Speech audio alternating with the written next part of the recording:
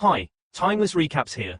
Today, I will show you an action thriller film from 2008 titled Terra Nova. Spoilers ahead, watch out and take care. On the cold hills of a deserted island, Gillen is trying to find a safe spot to camp. He walks for miles until he slips and falls into a freezing river, but after floating away for a while, he manages to climb out and continue his journey. When he gets too tired to keep going, he stops to rest against a big rock, grabs a flower to eat, and begins thinking back to how all this started. Gillen is in jail for life for the assassination of 6 men. One afternoon, he's taken to see the prison governor, who asks him what he dreams of. He isn't the only person going through this. Various fellow prisoners are also being called to the governor's office and asked the same question. Moriak says he wants to see the sea, Yakut wants to witness the war against China, Obizianka won't speak, Obizian wants to work in this prison and be a governor, Tolya wants to follow the progress of the space station, and Sipper wants to see women again, but Gillen's answer is never shown. The governor tells them they've been selected to be transferred to a penal colony, and shortly afterward, all prisoners are boarded onto a ship. Just like in the actual prison, the prisoners are divided into groups and put into cells, although Obizian acts like he is the boss and even kills a man to take his bed. When the hatch is finally closed and the boat takes off, the prisoners start panicking, thinking this has all been a trick to let them die at sea. As the men begin getting violent, Gillen remembers a conversation he had with Sipper back in prison. Sipper has some severe mental issues and would always draw on the wall and talk nonsense, but that day, he mentioned heaven and hell not having any seats left and a third purgatory-like place being prepared for people like them. Gillen had thought it was more of his usual nonsense back then, but he's starting to see the merits of it now. After a while, everyone calms down and tries to spend the trip chit-chatting and eating, but in the middle of the journey, a gang escapes from one of the cells, looking for their compatriot. Obizian pretends to negotiate at first, only to kill the man they're looking for, causing a riot to start. Prisoners on both sides begin hitting and killing each other through the bars, except for Stai, an old man who stays behind praying. The fight doesn't last long, though. The guards quickly arrive and, after stopping them with a warning shot, throw a sleeping gas grenade to knock them all out. Eventually, they make it to a deserted island, where the prisoners are put into numbered handcuffs and left at the beach so they can listen to what Mr. Olifson and Marta, the heads of the Terra Nova project, have to say. Since the death penalty has become illegal in all countries, prisons have been running out of space to hold such a large number of criminals, which is why the Russian government has offered this land to start this project, funded by some international organizations. Starting today, the prisoners are colonists living under their protection, and everything they need to survive is being provided, including food that should last 3 months. A satellite will be watching them all the time, and there are also some communication boys around. They have the possibility to take a boat to one of them to press the red button and say what they need. If a green light appears, that means the request has been accepted. Obizian isn't happy about the idea of being recorded 24/7, so he throws a big rock in protest, but the guards quickly make him stand back with some warning shots. Marta clarifies that the boys can also be used to ask to leave the project by saying their name and the reason why they want to leave. If they do, they'll be returned to prison. By putting the boys on the sea instead of on the beach, they make sure that the decision is thought through twice before risking getting on a boat. Before leaving, the guards drop a bunch of keys on the sand, explaining they are numbered to match their handcuffs. The prisoners rush towards them and start fighting over them while Gillen and Sipper stay safely behind, only grabbing the keys that the others drop. Sterii also decides to stay behind and watch how a gang forms a line around the keys to keep their rivals out, while a group goes to the crates the guards left to pick up some weapons and attack the crowd with them. Eventually, Ali's gang takes control of the situation. Ali gets a jacket and good shoes for himself and Sterii before choosing a man to send out on the boat, but as soon as he grabs someone, the group takes the chance to attack, and the fight starts again. Dozens of men die in the fight. Moriak kills Ali with a rock, Obizian kills Sterii also with a rock, and the 3 men that get on a boat to reach the boy fall into the sea and drown. All the remaining prisoners go to the warehouse and begin distributing the supplies, and Obizian takes advantage of the tools found to get his cuffs open by force. Gillen packs a bunch of supplies in a bag and grabs himself a jacket while listening to Sipper say there is no way the food will last 3 months. Then he leaves the area to survive on his own and hopefully find a way out of the island, taking us back to the beginning of the story. Gillen explores the island until he finds an area with no snow and a rocky formation that will provide some shelter, so he decides to sit there while looking at a picture of his family that he's kept hidden in his prison uniform. He misses them terribly and falls asleep with tears in his eyes. Sometime later, he wakes up when he hears some squealing. Turns out the supplies were filled with rodents, and they are now eating through his food and bag.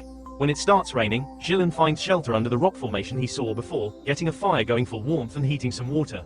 After it stops raining, he catches a bird and roasts it over the fire. That's when Sipper finds him. As he chit-chats with him, he tries to steal his knife, but Gillen sees him and takes it back.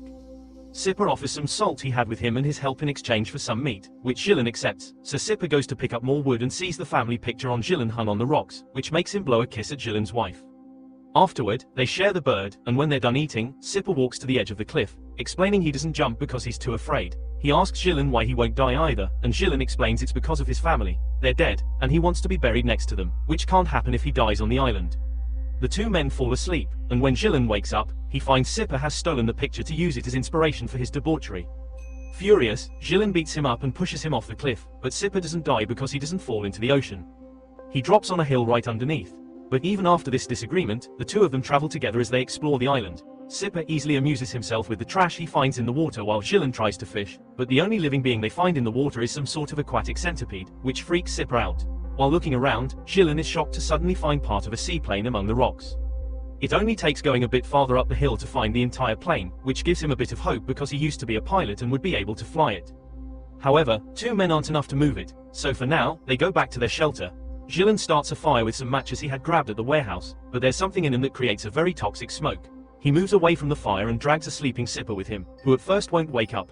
It takes a few shakes from Gillen for him to finally regain consciousness, but his mouth only continues to spout nonsense, and Gillen realizes the cold will kill them any minute now. The two men decide to go back to the base and see if they can steal some coal. Back in the base, life hasn't been easy for everyone. Obezian and his gang are in control and keeping a routine while sharing the supplies, and Obezian even asks them to call him governor. But they keep anyone who isn't in their team inside the barracks. They only allow him to come out to have a walk in an enclosed area, similar to real prisons, while Estenitz yells at him from the watchtower. When they're sent back, they need to run because whoever is last gets killed to be used as food later. Gillen and Sipper manage to reach the coal box and find the remains of a fire. After walking for so long, they're almost freezing, so they can't help laying down next to the fire and falling asleep. But Sipper wakes up quickly when he hears some noises. The gang is coming over with their latest prisoner for roasting. He runs to hide behind a rock, but Gillen is still out there, so he comes back out to rescue him, but he isn't fast enough, and Obezian's men find them and capture them. The two of them are taken back to base, where Obezian contemplates what their punishment will be for having run away with supplies when they arrived. Yakut tries to remind the group that they were on their side during the ship fight, but Estenitz insults him for meddling in matters. In response, Yakut strikes Estenitz, which leads to the entire gang teaming up against him, thus earning Yakut a spot in the barracks with Gillen and Sipper. They stroll around for a while, and when Estenitz announces that it's time to return, Gillen lingers behind, while Sipper comes back for him and pulls him inside.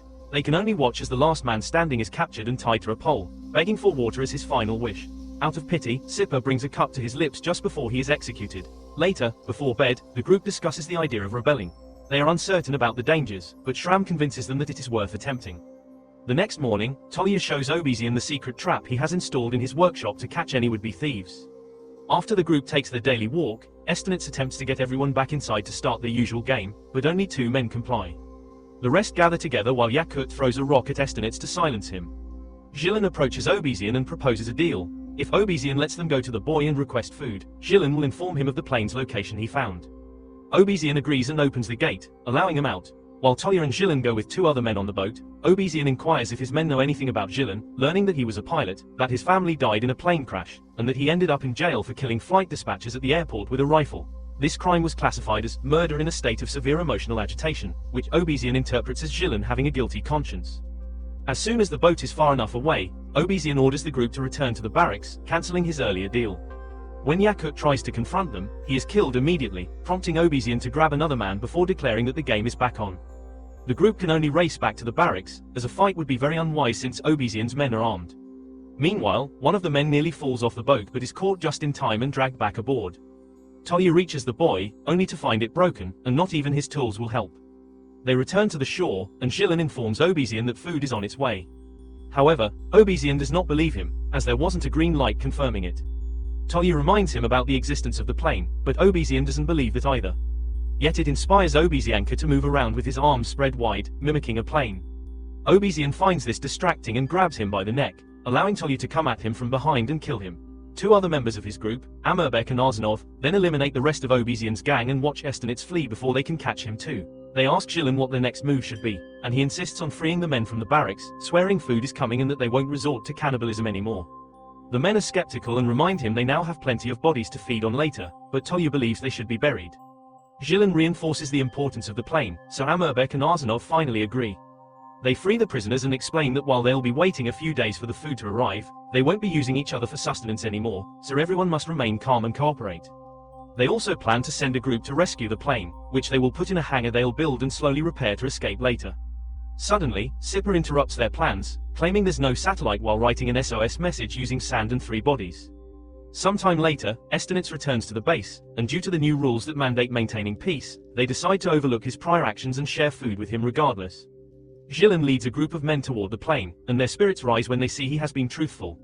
Together, they dismantle it for easier transport and carry the pieces back to base. Eventually, Marta arrives at the island with a bunch of guards. They use gas to keep the men away, but allow Gillen to talk to her about the list of items they've requested. She expresses confusion about their gas request, and he explains it's for the generators, which are intended to be wind-powered but don't function during the polar night.